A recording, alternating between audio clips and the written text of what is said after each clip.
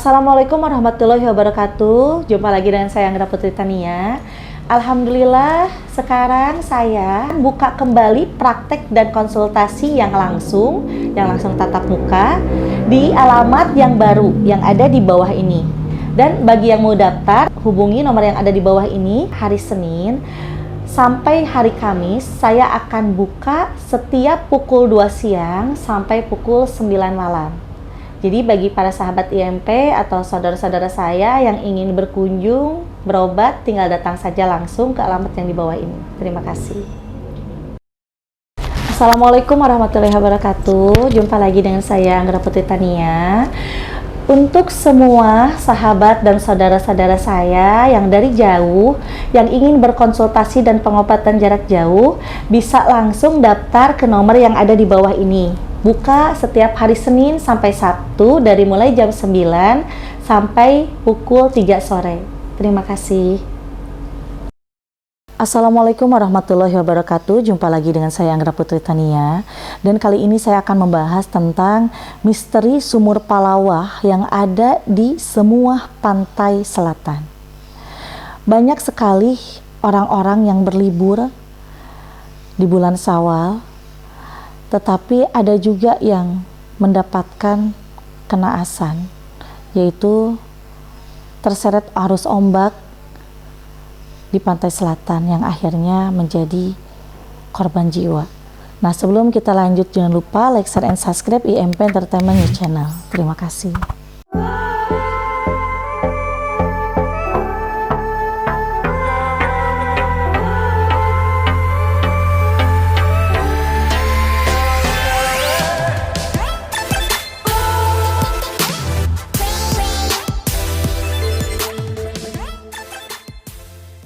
Sumur Palawah adalah sumur yang mematikan yang ada di pantai selatan yang bisa menelan banyak korban jiwa untuk masuk ke dalamnya.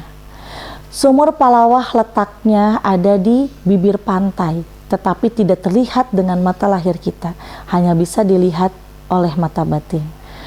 Sumur Palawah bentuknya bulat, tetapi mengerucut, airnya bisa masuk ke dalam dan bisa menyeret siapapun yang masuk ke dalamnya itu dengan jarak puluhan kilometer. Dan jarang ada orang yang selamat kalau sudah masuk ke dalam sumur Palawah. Sumur Palawah selalu mengintai orang-orang yang lengah, yang berenang di pantai. Nah, makanya untuk para wisatawan, karena sekarang ini masih di momen liburan Idul Fitri ya, masih banyak yang berwisata ke pantai-pantai. Di situ kita harus mawas diri dan harus selalu mempunyai adab dengan meminta izin mengunjuk salam ke tempat yang akan kita kunjungi. Contoh, kita akan main berwisata ke pantai Santolo, Garut, atau ke pantai manapun. Di situ kita harus unjuk salam dulu dan izin kepada para leluhur yang ada di tempat wisata tersebut. Sumur Palawah sudah tidak asing lagi karena tercantum di dalam kitab kuno Pajajaran yang disebut dengan Kitab Suwasid. Di dalam Kitab Suwasid di halaman 3 itu tertulis Sumur Palawah yang ditulis oleh Wastu Kencana, bahwa Sumur Palawah itu adalah sumur gaib yang bisa mengakibatkan orang-orang terseret arus dalam jarak puluhan kilometer. Dan sumur Palawah itu disebut dengan air laut di bawah dasar air laut. Jadi di dasar air laut itu ada lagi kehidupan air yang sangat deras. Dan di situ pun juga banyak sekali penghuni-penghuni gaibnya yang disebut dengan bala tentaranya Ibunda Ratu Roro Kidul. Sebenarnya sumur Palawah itu hanya mengambil dan menyeret orang-orang yang lengah saja. Tetapi kalau untuk orang yang beriman dan orang yang selalu ingat kepada Allah Subhanahu wa Ta'ala, itu tidak akan terseret, karena pasti akan selalu ada yang melindungi. Orang yang sompral kebanyakan yang diseret arus oleh sumur Palawah. Kemarin juga kita sempat datang ke pantai selatan, liburan keluarga, ke Pantai Sayang Heulang dan juga ke Pantai Santolo. Pada saat kemarin saya penelusuran langsung di Pantai Santolo dan Pantai Sayang Heulang, saya melihat jelas bahwa sumur Palawah itu muncul ke permukaan di bibir-bibir pantai, dan sumur Palawah itu bergerak dengan sendirinya. Kemarin juga sempat pas di petang ya, di Pantai Santolo, saya melihat hampir sumur Palawah itu mau menyeret orang-orang yang ada di bibir pantai, tetapi atas izin Allah tidak terjadi, karena waktu itu memang yang saya lihat kebanyakan orang-orang iman dan juga ingat terhadap Allah Subhanahu wa Ta'ala. Nah, setelah kemarin saya pulang dari Pantai Santolo dan Pantai Sayanghelang, ternyata muncullah di berita adanya yang terseret ombak sampai hilang dan akhirnya diketemukan meninggal. Itu yang saya lihat, memang sumur Palawah itu selalu mengintai siapapun yang lengah ya. Jadi di sini kita pun juga jangan pernah menyalahkan siapapun saat adanya terjadi kecelakaan ataupun musibah di pantai. Tapi kita harus kembali lagi ke diri kita sendiri, bahwa kita pergi berwisata tujuannya seperti apa. Kalau tujuannya baik, insya Allah akan selalu dilindungi oleh Allah. Dan apabila kita berwisata ke pantai tidak sompral, terus kita juga bisa waspada, berhati-hati, insya Allah akan selalu dijaga. Tetapi kita akan kembali lagi terhadap yang disebut dengan takdir ya. Bisa saja yang berwisata ke pantai selatan terus meninggal dunia, itu bisa saja takdir, yang memang itu takdir Allah Subhanahu wa Ta'ala, bahwa memang mereka itu harus meninggal dalam keadaan sababiahnya tergulung ombak. Terus dengan kemarin ada kejadian juga ya di Pantai Pangandaran, perahu terbalik, ada salah satu orang yang meninggal dunia. Kita doakan saja mereka yang meninggal dunia semoga diterima di sisi Allah Subhanahu wa Ta'ala, dan insya Allah husnul khatimah. Dan dulu ada kisah di saat Prabu Gesan Ulun singgah di Pantai Sayanghelang dan di Pantai Santolo. Di situ Prabu Gesan Ulun pun juga melihat sumur Palawah yang muncul ke permukaan, dan akhirnya di situ Prabu Gesan Ulun masuk ke dalamnya dan bertemu dengan bala tentaranya Ibu Ratu Roro Kidul, dan di situ berdialog antara Prabu Gesan Ulun dan bala tentaranya Ibu Ratu Roro Kidul. Di situ Prabu Gesan Ulun menyampaikan agar bala tentaranya itu tidak menyeret orang-orang yang datang ke pantai tersebut. Dan bala tentaranya bilang, saya tidak pernah menyeret, tetapi orang itu memang tidak tahu aturan dan tidak mengerti tentang adab, akhirnya terseret oleh sumur Palawah.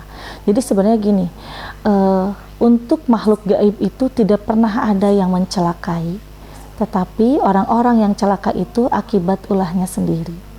Sumur Palawah di dalam kitab Suwasid pun juga pernah muncul ke permukaan di pantai selatan Parangtritis pada tahun 1800-an. Pada tahun 1800-an banyak sekali wisatawan yang bandel ya, yang kata petugas itu nggak boleh berenang tetapi berenang, padahal itu ombaknya sangat deras gitu. Banyak juga yang menenggelamkan beberapa puluh korban jiwa, yang memang pada saat itu yang diketemukan hanya ada 2 orang saja di antara puluhan. Nah yang lainnya kemana, sampai sekarang pun masih belum diketemukan. Itu kalau untuk yang saya lihat memang masuk ke dalam sumur Palawah tersebut, ke kehidupan di bawah air laut. Dan biasanya yang masuk ke dalam sumur Palawah itu akan dijadikan budak di sana. Mungkin untuk sahabat IMP boleh percaya atau tidak dengan apa yang saya sampaikan, tetapi tentang misteri sumur Palawah itu memang tercantum di dalam kitab kuno Pajajaran yang disebut dengan kitab Suwasid. Jadi untuk siapapun yang ingin berwisata ke pantai boleh-boleh saja, tetapi harus mawas diri, harus selalu unjuk salam, harus selalu berwaspada, dan tidak luput harus selalu berdoa kepada Allah Subhanahu wa Ta'ala agar selalu diselamatkan oleh Allah Subhanahu wa Ta'ala. Jarang sekali orang-orang yang terseret oleh sumur Palawah itu jarang sekali diketemukan hidup. Kebanyakan diketemukan dalam keadaan sudah meninggal dunia, karena yang saya lihat ruhnya itu masih tertinggal di alam dasar bawah lautan yang disebut dengan sumur Palawah. Ada juga yang hilang dengan jasad-jasadnya, dan kalau misalkan keburu kelihat oleh orang di saat tergulung ombak, biasanya itu masih bisa selamat. Seperti kemarin ya, di Pantai Santolo kan ada beberapa orang yang diselamatkan oleh petugas yang ada di pantai tersebut, itu karena masih terlihat oleh mata lahir tergulung ombaknya, jadi masih bisa diselamatkan. Kita juga harus bisa mengapresiasi penyelamat tersebut, karena penyelamat tersebut termasuk orang yang benar-benar cukup berani untuk menyelamatkan korban agar tidak terjadi korban jiwa. Kalau orang yang terseret oleh sumur Palawah dan masuk ke dalamnya hilang dengan jasad-jasadnya tidak diketemukan, biasanya itu bisa dipanggil secara batiniah untuk bisa dipertemukan kembali dalam keadaan selamat kalau hilang dengan jasad-jasadnya. Tapi dengan cara apa? Tercantum juga di dalam kitab Suwasid bahwa bisa memanggil raga orang yang masuk ke dalam alam makhluk halus atau makhluk gaib dengan melakukan beberapa cara yang disebut dengan tasyawa bil goib. Tasyawa bil goib itu adalah memanggil manusia yang masuk ke dalam alam gaib untuk bisa wujud dan zahir kembali ke alam manusia. Banyak beberapa tata cara yang masuk di dalam kitab Miftahul Asrar. Di dalam Miftahul Asrar itu ada tata caranya, tapi itu memerlukan waktu 41 hari untuk melakukan ritual-ritualnya dengan cara sholat istikharah, membacakan ayat kursi, dan juga menyimpan foto orang yang hilang di depan kita. Dan selama 41 hari itu bersama-sama membacakan ayat kursi dan surat Yasin agar bisa diketemukan dalam keadaan hidup. Asalkan tidak lebih hilangnya dari 3 hari. Nah, sahabat IMP, mungkin untuk penjelasan misteri sumur Palawah cukup sekian. Insya Allah kedepannya saya akan membahas lagi tema yang lainnya. Saya pamit undur diri. Wassalamualaikum warahmatullahi wabarakatuh.